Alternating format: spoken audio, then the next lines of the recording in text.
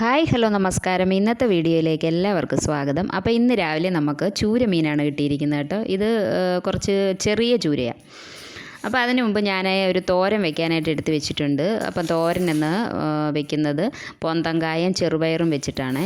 അപ്പോൾ പൊന്തങ്കായും ചെറുപയറും വെച്ചിട്ട് എങ്ങനെ തോരൻ ഉണ്ടാക്കുന്നതെന്ന് നോക്കാം. അപ്പോൾ അതിന് വേണ്ടി ഒരു കൈപ്പിടി തേങ്ങ എടുത്തു, ഒരു 3 പച്ചമുളക്, ഒരു ചെറിയ കഷ്ണം വെളുത്തുള്ളി, ഒരു നുള്ളി ജീരകം. ഇത് ചതച്ചെടുക്കാം.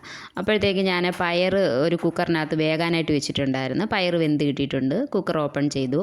അതിന് ശേഷം നമുക്ക് ഒരു മൺചട്ടിയിലേക്ക് ഈ പയർ മാറ്റാം. വീണ്ടും അടുപ്പ് കത്തിച്ചു. ചട്ടിയിലേക്ക് പയറിട്ടു. അതിന് ശേഷം അത് അടുപ്പിൽ വെച്ചു.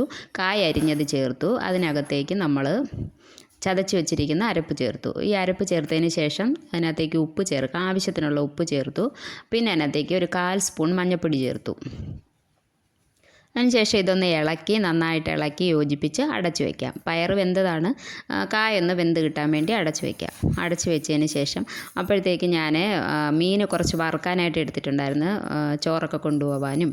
അപ്പോൾ മീൻ വറുക്കാനായിട്ട് വെച്ചതിന് ശേഷം പിന്നെ മീൻ കറി വെക്കാനായിട്ടുള്ള കാര്യങ്ങളൊക്കെ നോക്കി. അപ്പോൾ മീൻ കറി നന്നായിട്ട് തിളച്ച് വന്നിട്ടുണ്ട്.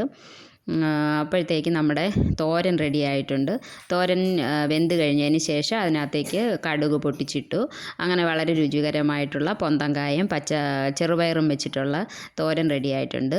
നമ്മുടെ മീൻകറി റെഡിയായി. അപ്പോൾ ഇന്നത്തെ വീഡിയോ ഇത്രയേ ഉള്ളൂ. Tata bye bye, see U.